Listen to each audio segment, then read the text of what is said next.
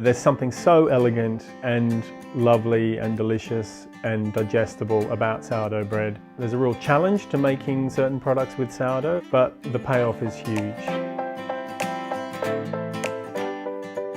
The bakery's situated in Cultiebragan Camp, which is a World War II prisoner of war camp in Comrie, at the sort of foothills of the Highlands. Almost everything we produce is sourdough. We make everything from ciabatta, baguette, right through to the sort of dark rye, 100% wholemeal rye, 100% wholemeal wheat. And then we make a range of pastries, so croissant, Danish pastry, pain au chocolat, almond croissant, that sort of thing. The main difference between the bread that we make and the bread that's available in supermarkets and in other sort of chain bakeries is that the ingredients we use are very simple. We use flour, water, salt, no other additives. Another thing is the process. That's a really big part of it, that everything we do is slow. The time taken from beginning to end of the process to make a sourdough loaf for us is about 24 hours. Any well-made loaf of sourdough has undergone a process of fermentation that renders it much more digestible.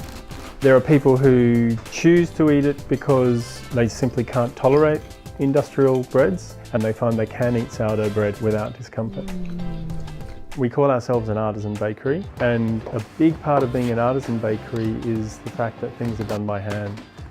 There's all sorts of ways in which we could mechanise things at the bakery, and as far as possible I will resist that, because as soon as you start mechanising something you have to make compromises that will reflect in the final product.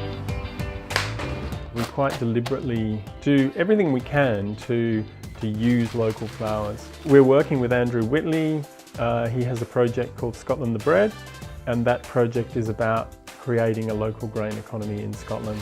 So that is our aim, to really move as much as possible towards Scottish grown and milled flour.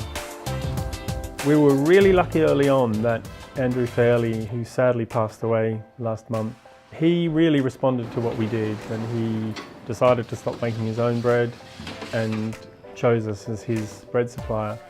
And from then we supply a number of Michelin restaurants, but we also supply hotels, cafes, farm shops.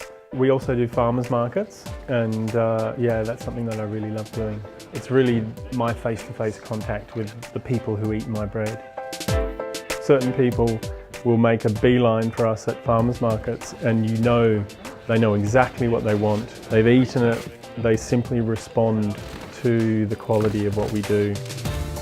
Fundamentally what we do is about producing a product that is good for people, that people love eating. Digestibility is really important to me, but also deliciousness.